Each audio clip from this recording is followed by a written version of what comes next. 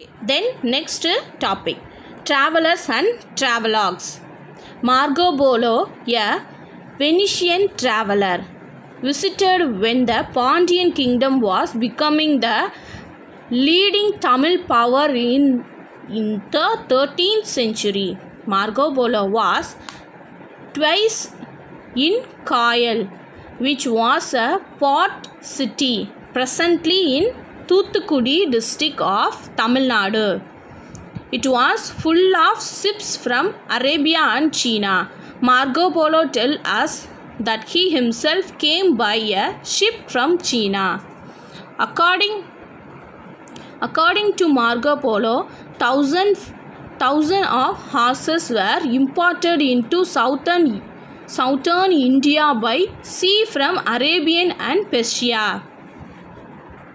தென் இந்த பேராகிராஃபில் என்ன சொல்கிறாங்க அப்படின்னு சொல்லி பார்த்தீங்கன்னா, மார்கோ போலோ அப்படின்றவர் வந்து ஒரு வெனிஸ் நகரத்து பயணி. அவர் வந்து காயல் அப்படி நம்ம இப்போ ப்ரெசன்ட் டைமில் இருக்கக்கூடிய தூத்துக்குடி டிஸ்ட்ரிக், ஓகேவா, அங்கே தான் இருக்குது அந்த காயல் துறைமுகம். அந்த காயல் துறைமுகத்துக்கு வந்து 2 டைம் வந்து அவர் விசிட் பண்ணியிருக்கதா சொல்கிறாங்க. தென் அவர் வந்து பாண்டியாஸ் கிங்டம் இருக்கும்போது அவர் வந்து நம்ம இந்தியாவுக்கு வந்து விசிட்டிங் வந்திருக்காரு. தென் அவர் இங்கே வந்தப்போ என்ன சொன்னார் அப்படின்னு சொல்லி பார்த்தீங்கன்னா, came from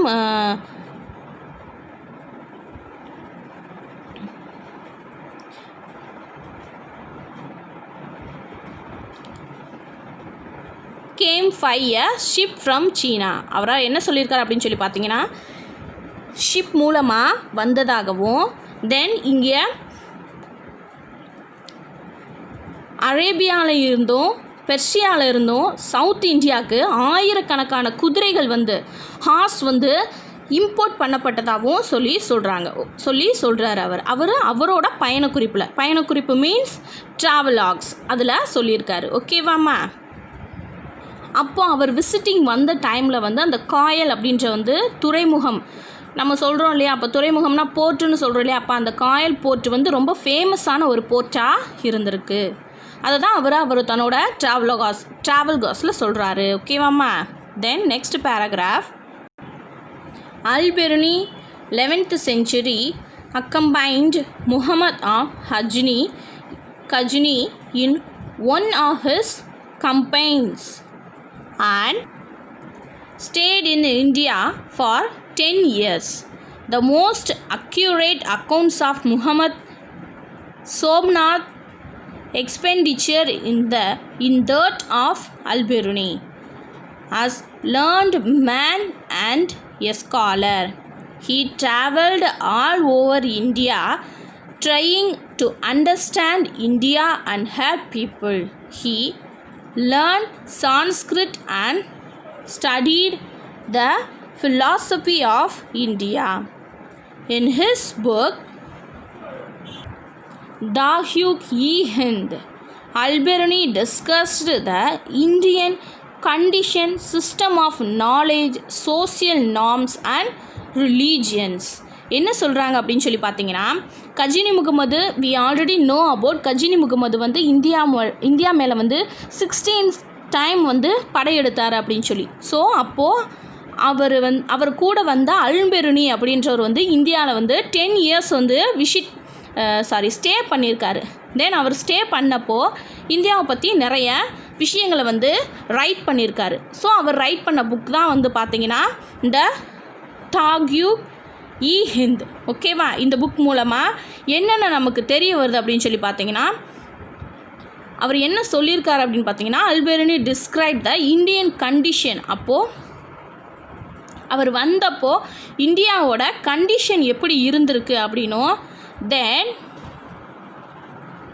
system of knowledge, பீப்புளோட நாலேஜ் எந்த அளவுக்கு இருந்திருக்கு அப்படின்னும், சோசியல் நார்ம்ஸ், சோசியலில் சொசைட்டி, நம்மளோட இந்தியன் சொசைட்டி எப்படி இருந்திருக்கு, நம்ம ஃபாலோ பண்ண என்னென்ன ரீஜனை இவங்க ஃபாலோ பண்ணியிருக்கு, ரிலீஜியன் எந்தெந்த ரிலீஜியன்ஸை இவங்க வந்து ஃபாலோ பண்ணியிருக்காங்க அப்படின்றதையும் அவர் அந்த புக்கில் தாக்யூக்-இ-ஹிந்த் அப்படின்ற புக்கில் வந்து ரோட் பண்ணியிருக்காரு. ஓகேவாம்மா?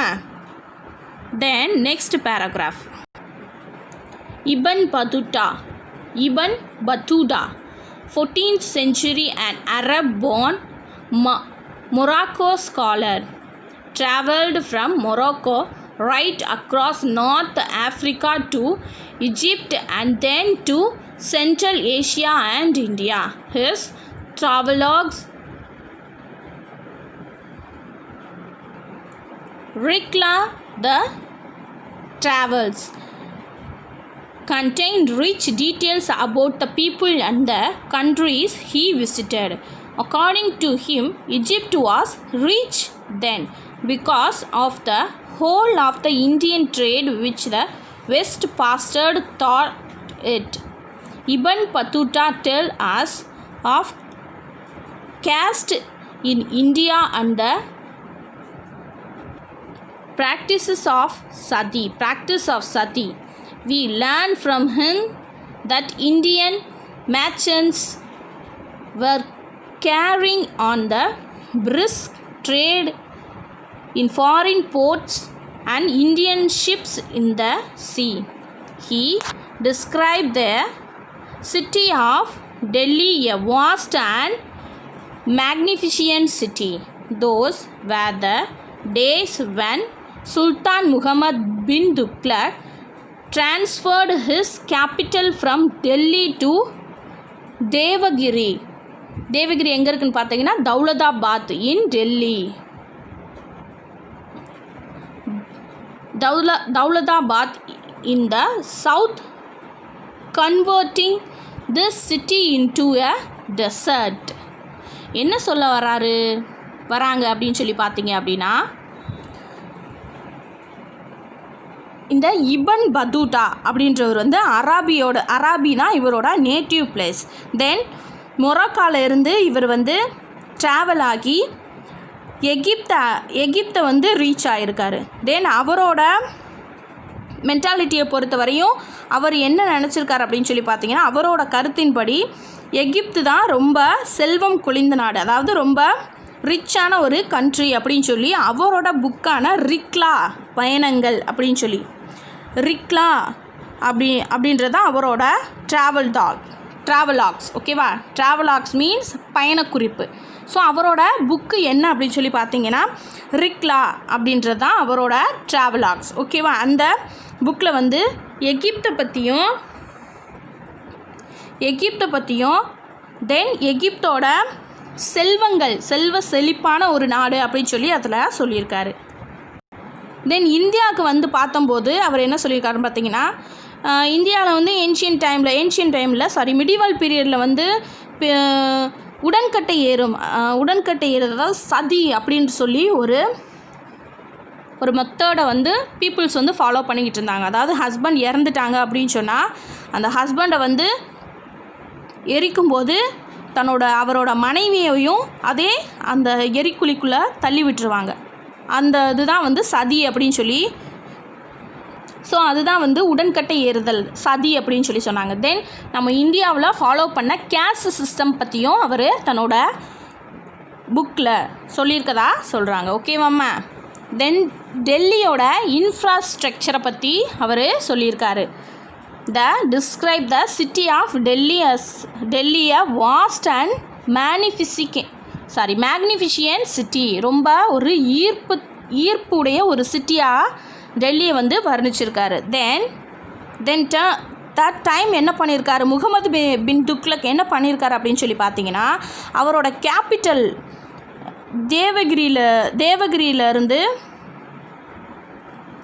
டெல்லியிலேருந்து தேவகிரி இப்போ இருக்க தௌலதாபாத், ஓகேவா, இப்போ இருக்க தௌலதாபாத்துக்கு மாற்றி டெல்லியை வந்து ஒரு டெசர்ட் மாதிரி ஆக்கிட்டாரு அப்படின்னு சொல்லி முகமது பின் துக்ளக் மேலே ஒரு